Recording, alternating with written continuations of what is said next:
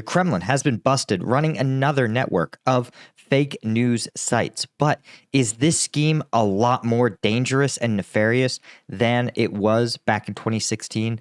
I'm Paul, U.S. Army combat veteran. Let's talk about this weird and troubling story. Okay, so this is essentially a network of pro-Russian fake news sites that are pushing false claims about all kinds of issues related to the election and U.S. politics, have been essentially busted, right? This is, of course, Russia is not the only entity running these kinds of fake news sites, but what makes them more dangerous is that they are constructed now using artificial intelligence, right? By using AI large language models, they can produce more authentic sounding news stories. In fact, in one instance, they actually were found to have used deepfakes and AI to create fake audio of an alleged conversation between former U.S. President Barack Obama and an unnamed Democratic strategist. The voice impersonating Obama claimed that Obama wanted to, quote, get rid of Trump, unquote, to, quote, ensure victory against any Republican candidate.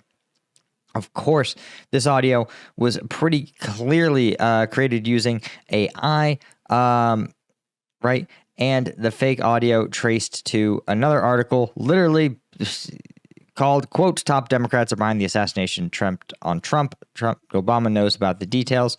According to a random website, again, called deepstateleaks.org. Now, here's where things get kind of interesting. First off, this network was distributed through 171 different fake news websites, all citing deepstateleaks.org as the source. Their articles were all AI rewritten versions of the exact same story. Now, what's interesting is, of course, this guy, Dugin, John Mark Dugin, is essentially an American who fled to Russia when he was facing criminal charges. He's a former cop. But it should be obvious to you guys. Do you think what this one man, John Mark Dugin, can actually run 171 fake news websites, even if he had an AI system powering them? No, of course not, right? You would have to, if you wanted to update them every single day, right? And if each one took you an hour, you would need, 100 hours in a day to do it, right? So this is clearly his name may be on this domain registration, possibly to circumvent some kind of know your customer laws. But the actual brains behind this is almost certainly the Kremlin. And what I find interesting is that the name deepstateleaks.org, you might recall, Deep State is also the name of one of the most authoritative maps, right? Deep State map is one of the most authoritative maps of the Ukraine-Russia conflict. And so the fact is, Russia's clearly got in its playbook a willingness to use existing names to sort of confuse viewers, right? They might think, hey, this is as legit as Deep State, or the opposite. They might say, this is obviously fake audio.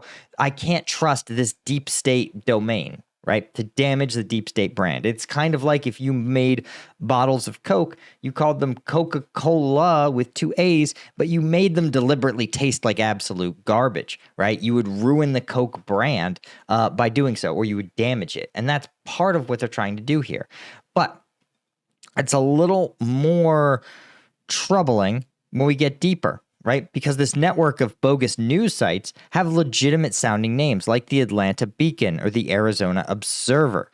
And on one hand, these may simply be used to sow political discord and disinformation. Again, diminish U.S. confidence in the election system. Sort of validate some of the conspiracy theories around, the government doesn't want this candidate to win. They want this other candidate to win, and they'll do anything to stop them, right? Very, it's a conspiracy theory that's been floating around for a long time, and it takes a lot of different forms and in a lot of different countries. But other election narratives that it pushes, that a Ukrainian troll farm is trying to corrupt the U.S. election. or that an American special agent discovered a wiretap at Trump's Mar-a-Lago residence in Florida. These narratives appear in multiple languages across social media platforms and are repeated at times by AI chatbots. This is, again, one of the most troubling statements. We're going to break down just why this bothers me so much. But first, of course, if you find yourself having to sort through just a phenomenal amount of disinformation and find the truth, boy, you're going to need some energy to do it, some cognitive focus. But I've got just the solution. Strike gum. There's nothing fake about it. 90 milligrams of caffeine in every piece, 100 milligrams of alpha GPC, no sugar. It's got literally the same caffeine as an entire can of Red Bull in each individual piece. But unlike Red Bull, there's no sugar, no carbonation. It doesn't taste like cough medicine, right? It's a refreshing mint flavor. So if you're someone who loves your energy drinks, or maybe you work in a job where you can't have an energy drink, right? If you're a nurse or a cop or a firefighter, you can't, what are you going to do? Show up on a call with an energy drink? No, of course not. Pop your strike gum, chew it.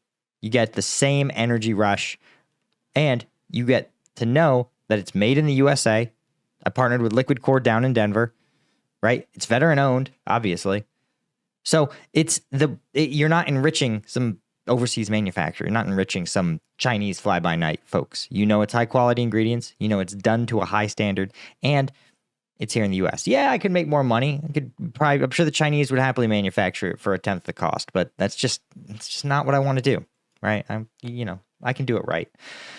Okay, so check it out. StrikeGum.com. Right? That's where you get your first responder discounts and your new user discounts and all of it, right? And sign up because, we just finished our back to school sale. You guys love that. So there's always going to be another sale coming up. All right. Here's why this story bothers me so much. It's because of Google. And here's the thing. Google's search dominance, this article breaks it down pretty easily, leaves little choice on AI scraping.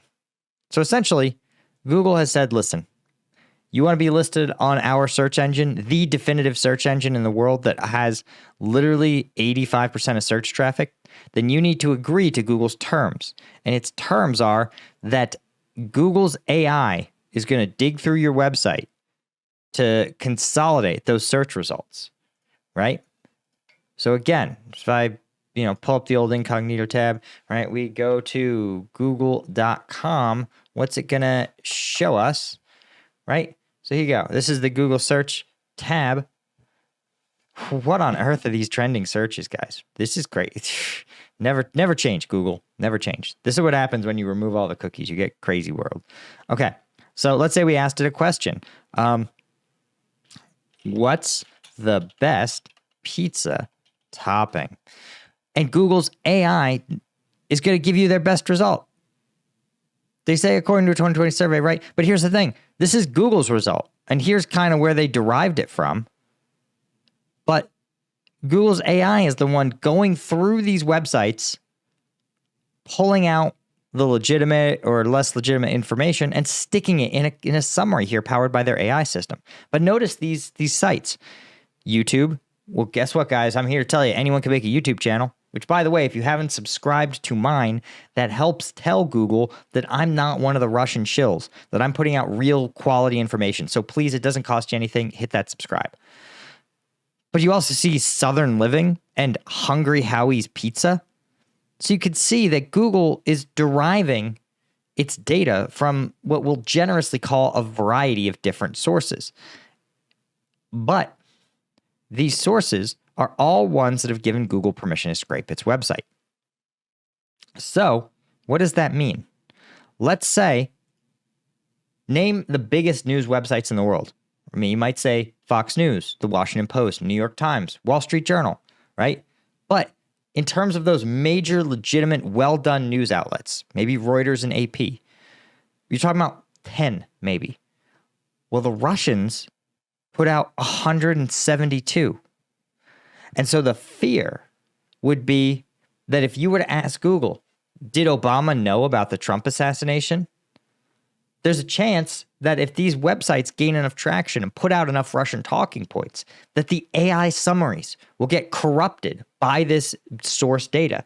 They'll say, sure, The AI will be like, one source, the Wall Street Journal, says that the Trump assassination was committed by a lone gunman whose motives seem to just be kind of just a depressed guy who wanted to go out with a bang.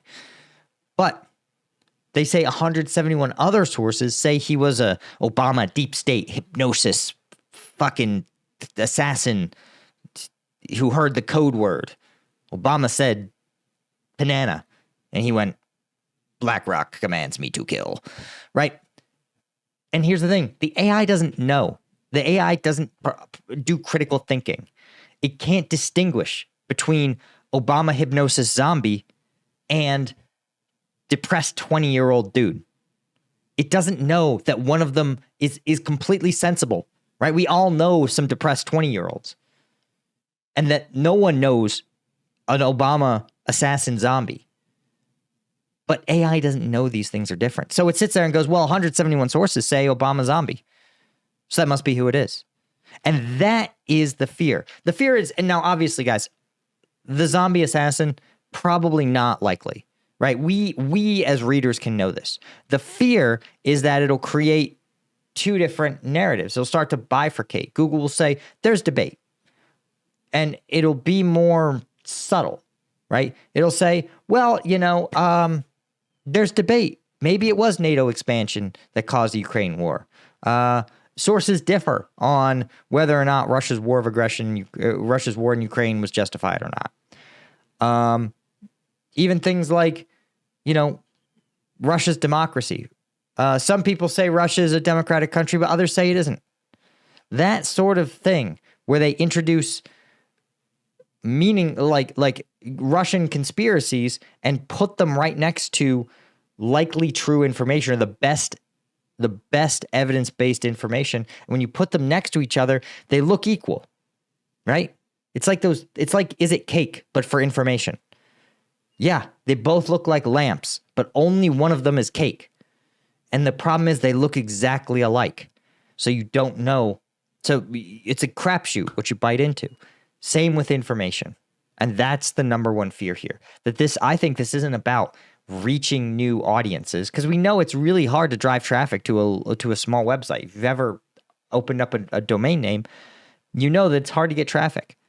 But again, if you combine it with things like Russian botnets, you can trick Google and its AI to repeat these claims as though they were real.